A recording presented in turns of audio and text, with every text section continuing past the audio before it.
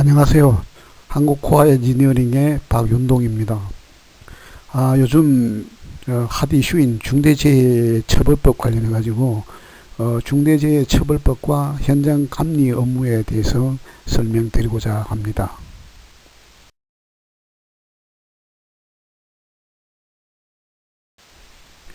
설명드릴 순서는 1. 중대재해처벌법부터 말씀드리겠습니다. 중대재해처벌법 중 먼저 1. 주요 정의 및 적용 범위. 2. 사업주 또는 경영 책임자 등의 안전보건 확보 의무. 세 번째, 행정제재입니다. 처벌, 교육, 공표, 손해배상 등이고, 네 번째, 마지막으로 산업안전보건법과 중대재해처벌법에 대하여 비교해 드리겠습니다. 먼저 주요 정의 및 적용 범위입니다.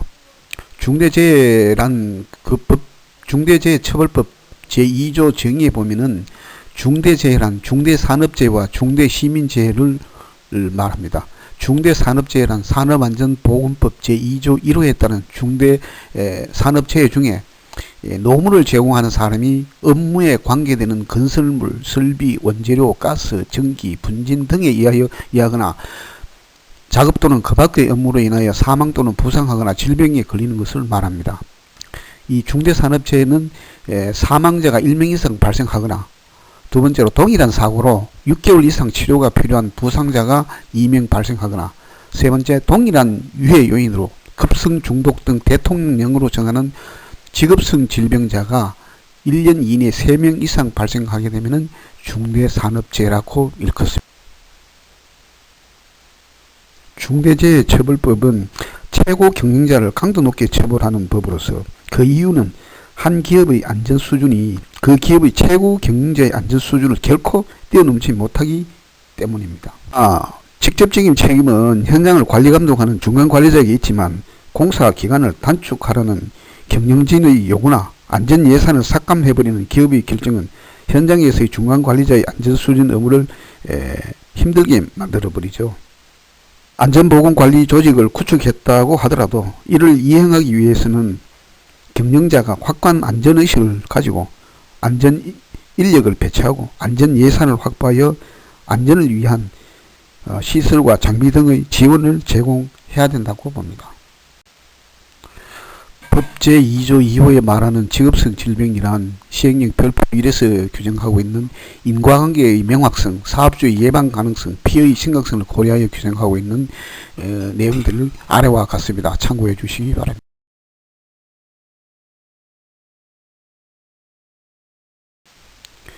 안전보건 확보의 의무 주체를 보게 되면은 중대재해처벌법에서는 사업주 및 경영 책임자 등의 안전 및 보건 확보 의무를 부과하도록 되어 있습니다.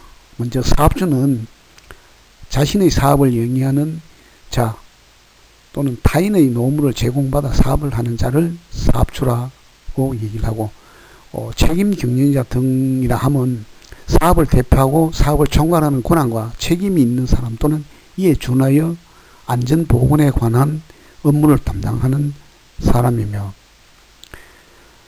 이것을 중앙행정기관이나 지방자치단체나 지방공기업, 공공기관의 장도, 경영책임자 등에 해당이 된다고 보시면 되겠습니다. 중대재해처벌법이 공포가 되고 시행이 되면서 관심사가 커지는 부분들이 과연 사업주와 경영책임자 등은 누구인지 이게 아주 궁금해지는 부분인데요. 사업주는 중대재해처벌법 제3조 이하에서 규정하는 사업주는 행위자, 즉 사람으로 개인 사업주를 의미하고, 또 법인 또는 기관은 개인 사업주가 아닌 사업주를 얘기합니다. 이것은 경영 책임자 등에서는 대외적 해당 사업을 대표하거나 대내적 해당 사물을 총괄하여 집행할 권한과 책임이 있는 사람입니다. 예를 들어서 통상적으로 주식회사의 대표이사, 중앙행정기관 또는 공공기관의 장이 등이 여기에 해당되어 있고요. 형식상 직위, 명칭에 관계없이 실질적으로 사업을 총괄하는 권한과 책임이 있는 사람이면서 사업 전반의 안전보건 확보, 이행에 관한 최종적 의사결정권을 가진 사람이며, 해당 사업에서의 직무, 책임과 권한, 기업의 의사결정, 구조 등을 종합적으로 고려하여 최종적으로 경영 책임자 등에 해당되는지를 판단해야 됩니다. 그래서 안전보건에 관한 업무를 담당하는 사람이 선임되어 있다는 사실만으로 사업을 총괄하는 권한과 책임이 있는 사람의 업무가 면제된다고는 볼 수가 없습니다. 이번 장은 적용 범위와 시행 시기가 언제인지를 살펴보도록 하겠습니다. 사업의 종류, 영리, 비영리 여부를 불문하고 적용하게 되어 있으며 사업이 이례적이거나 사업 기간이 일시적인 경우에도 적용되도록 되어 있습니다. 다시 말씀드리면 50명 이상인 사업 또는 사업장, 건설의 경우에는 공사 금액이 50억 원 이상의 공사를 2022년 1월 27일 바로 내일부터 시행이 되겠죠. 개인 사업주 또는 상시 근로자가 50명 미만인 사업 또는 사업장은 2년의 유예를 주고 2024년 1월 27일 다시 말하면 2년 뒤에 시행이 된다는 거죠. 여기에 건설업의 경우에는 공사 금액이 50억 미만 공사가 여기에 해당이 되겠습니다. 자, 이거 다시 상세히 설명드리면 구분은 개인 사업주, 법인 또는 기관으로 구분할 수 있고 5명 미만은 산안법하고 중대재해처벌법과 차이가 나는 게 5명 미만은 이 중대재해처벌법에서는 법 적용이 제외된다고 보시면 되고요. 건설공사일 경우는 50억 이상과 50억 미만으로 구분을 해놨었는데 50억 이상일 경우는 바로 내일 50억 미만인 경우에는 2년 후인 2024년 1월 27일부터 적용이 되고 50명 이상은 바로 내일은 2022년 1월 27일부터 적용이 된다는 내용입니다. 이번 장은 사업주와 경영 책임자 등의 안전 확보의 의무사항을 말하는데 이건 중대재해처벌법 제4조에 나와 있습니다. 사업주 또는 경영 책임자 등은 사업주나 법인 또는 기관이 실질적으로 지배 운영 관리하는 사업 또는 사업장에서 종사자의 안전보건상 유해 또는 위험을 방지하기 위하여 그 사업 또는 사업장의 특성 및 규모 등을 고려하여 다음과 같은 조치를 하여야 한다라고 명시를 하고 있습니다. 첫 번째, 재해 예방에 필요한 인력 및 예산 등 안전보건관리 체계 구축 및 그 이행에 관한 조치. 두 번째는 재해 발생 시에 재발 방지 대책의 수립 및 그 이행에 관한 조치. 세 번째는 중앙행정기관, 지방자치단체가 관계법령에 따라 개선, 시정 등을 명한 사항의 이행에 관한 조치. 네 번째로 안전보건관계법령에 따른 의무 이행에 필요한 관리상의 조치 등으로 네 가지로 분류를 하고 있습니다. 이번 장에서는 안전보건 관리 체계 구축하고 그 이행에 관한 조치가 구체적으로 어떤 것인지를 살펴보도록 하겠습니다. 먼저 기업 스스로 유해 위험 요인을 파악하여 제거, 대체, 통제 방안을 마련하며 이행하여야 하고 이를 지속적으로 개선하는 일련의 활동을 말하는 것입니다. 중대재해처벌법의 안전보건관리체계는 산업안전보건법의 안전관리체계와 좀 구별이 되는데 안전보건관리체제, 안전보건관리에 관한 조직의 구성 및 역할을 규정하고 있고 안전보건관리체계의 단순히 조직 구성 및 역할 규정을 넘어서 사업장 안전보건 전반의 운영 또는 경영을 규정하고 있습니다. 여기서 1. 사업 또는 사업장의 안전보건에 관한 목표와 경영방침을 설정해야 된다. 안전보건에 관한 기본의 경영 철학과 의사결정의 일반적인 지침이 담겨 있어야 하고 여기에는 먼저 사업 또는 사업장의 유해위험 요인 등을 특성과 조직 규모에 적합한 것으로 수립해야 하고 두 번째로 달성 가능한 내용으로 측정 가능하거나 성과 평가가 가능한 것으로 수립되어야 되고 세 번째는 안전보건에 관한 목표와 경영방침 간에는 일관성이 있어야 하며 네 번째 종사자와의 협의를 통해 수립하는 것이 바람직하며 종사자가 인식하고 함께 노력해야 한다는 내용이고 다섯 번째는 목표를 수정할 필요가 생겼을 때는 수정하여 추진한 것이 합리적이다라고 규정을 하고 있습니다. 이번 장은 도급, 용역, 위탁 등 관계에서 안전보건 확보 의무가 어떻게 되는지 살펴보도록 하겠습니다. 사업주 또는 경영 책임자 등은 사업주나 법인 또는 기관이 제3자에게 도급, 용역, 위탁 등을 행한 경우를 말하는데, 여기에서 제3자의 종사자에게 중대산업재해가 발생하지 않도록 법제 4조의 조치를 하여야 한다는 내용입니다. 다시 말씀드리면 해당 시설의 장비, 장소 등에 대하여 실질적으로 지배 운영 관리하지 않는 경우에도 실질적으로 지배 운영 관리하는 책임이 있다면 수급인의 종사자에 대해서 안전보건 확보 의무를 이행해야 된다는 내용을 담고 있습니다. 자, 이번 장은 행정제재 내용입니다. 즉 처벌, 교육, 공표, 손해배상 등에서 말씀드리겠습니다. 먼저 처벌 대상은 법제 6조의 중대산업재해 사업주와 경영 책임자의 처벌에 나와 있습니다. 이건 법제 4조 또는 제5조에 따른 안전보건 확보의 의무 위반 시 바로 처벌하는 것이 아니고, 위반하여서 중대산업재해가 발생되었을 경우에 처벌하는 내용입니다. 다시 말씀드리면 안전보건 확보 의무 위반 치사죄 또는 안전보건 확보 의무 위반 치상죄, 이렇게 두 개로 나눌 수가 있겠는데요. 먼저 안전보건 확보 의무 위반 치사죄는 사업주 또는 경영 책임자 등이 이 안전보건 확보 의무를 위반해서 종사자가 사망하는 경우를 말하고, 안전보건 확보 의무 위반 치상죄는 사업주 또는 경영 책임자 등이 안전보건 확보 의무를 위반해서 종사자에게 부상 또는 직업성 질병이 발생된 경우에 성립되는 내용들입니다. 조건은 의무 위반, 고의로 임무 불이행, 결과 발생, 즉 잘 지켜도 결과가 사망 또는 부상, 질병이 일어나게 되면은 의무 위반이 되는 것으로 봐집니다. 다음은 처벌 내용 관련인데요. 사업주 또는 경영 책임자 등의 일단 사망자 1명 이상 발생할 경우에는 1년 이상의 징역 또는 10억 원 이하의 벌금입니다.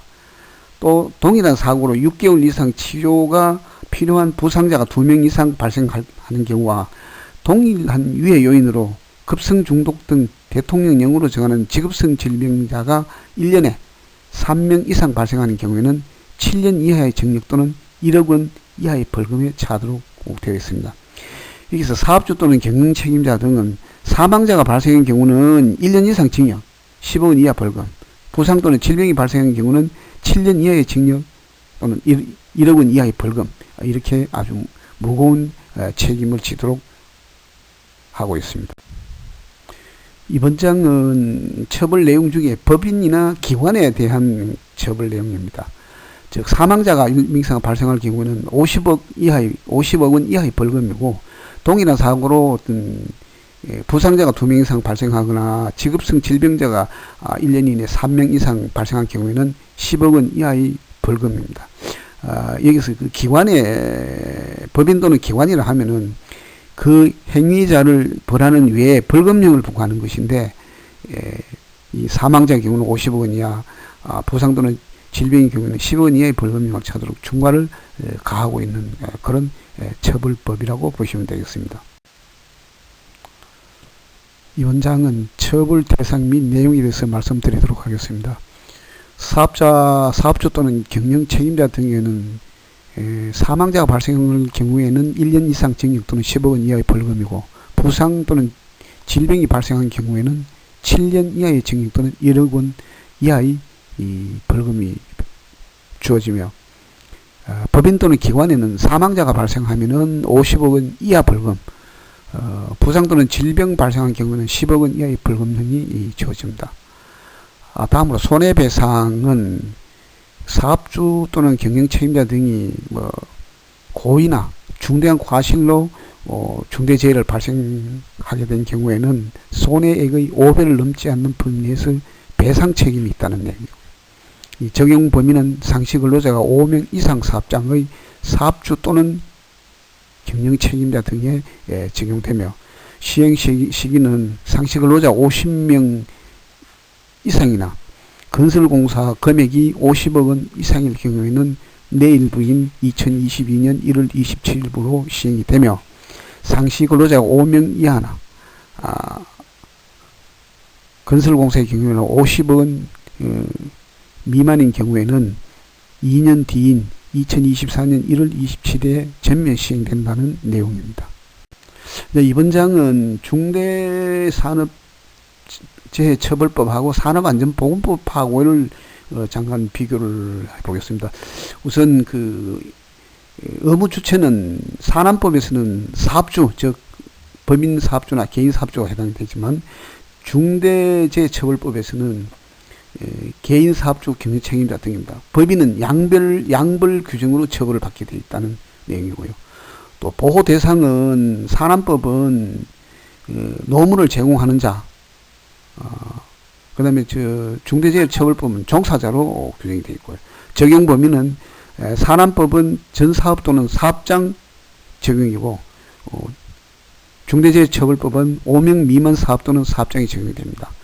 재해 정의도 조금 다르죠. 중대재해가 산안법에 있는 중대재해는 사망자 1명 이상, 3개월 이상 요양이 필요한 2명 이상, 부상자, 직업성 질병자가 10명 이상이지만 중대산업재해의 경우는 사망자 1명, 동일 사고로 6개월 이상 치료가 필요한 부상자 2명 이상 또는 직업성 질병이 1년 내에 3명 이상일 경우로 해서 거의 비슷하지만 약간의 차이가 있다고 보시면 되겠습니다.